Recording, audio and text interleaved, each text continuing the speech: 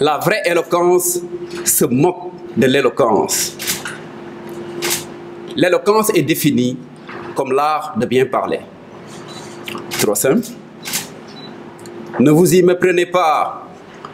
Elle englobe des concepts plus larges et plus techniques, comme l'articulation, le volume, la tonalité de la voix. Armée de confiance en soi et de conviction, la voilà ragaillardie, de taille à combattre. Regardez-la, mais regardez-la.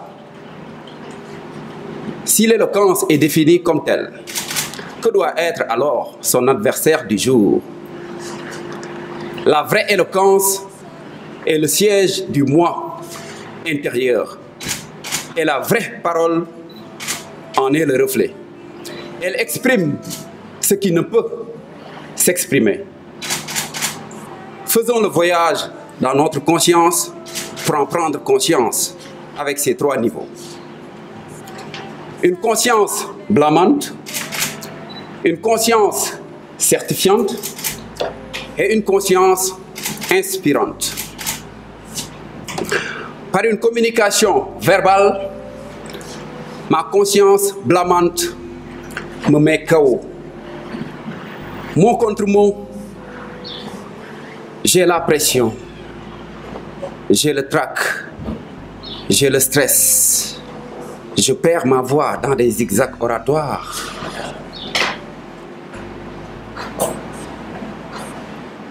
Je finis par me réduire au silence. Un silence assourdissant, un silence éloquent, un silence buissonnant de paroles, puisque ma conscience certifiante entre en scène. Par une communication paraverbale, elle commence sa thérapie.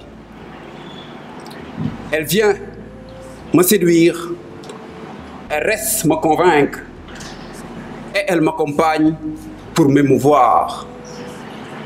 C'est elle qui m'a dit d'ailleurs, va prendre le vol A44 actuellement sur le tarmac de l'aéroport Abdoulaye Traoré.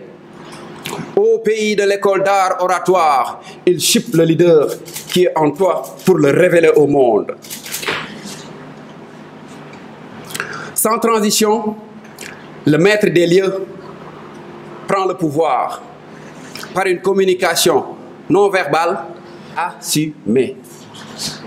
Ma conscience inspirante d'une voix autoritaire dixit. La vraie éloquence, c'est la grande éloquence. La petite éloquence, c'est la grande éloquence. La vraie éloquence, c'est une question de posture d'excellence et non une question d'imposture de circonstance. Bravo. Si j'étais Freud, ces trois instances, je les nommerais le ça, le moi et le surmoi. Et je prends sur moi. Si le rêve est la réalisation déguisée d'un désir refoulé, l'école d'art oratoire est la réalisation aiguisée d'un rêve désiré.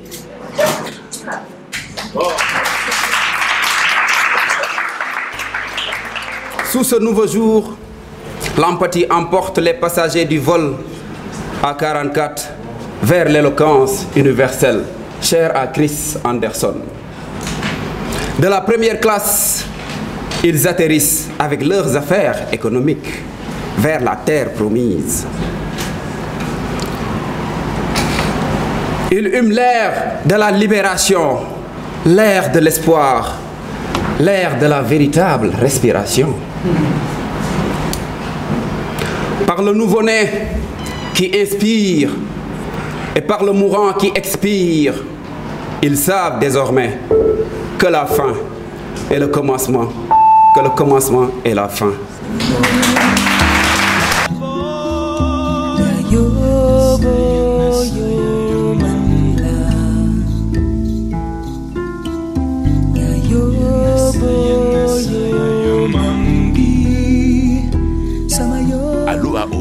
nous allons vous révéler à vous-même. À l'école d'art oratoire, nous sommes des gens de parole.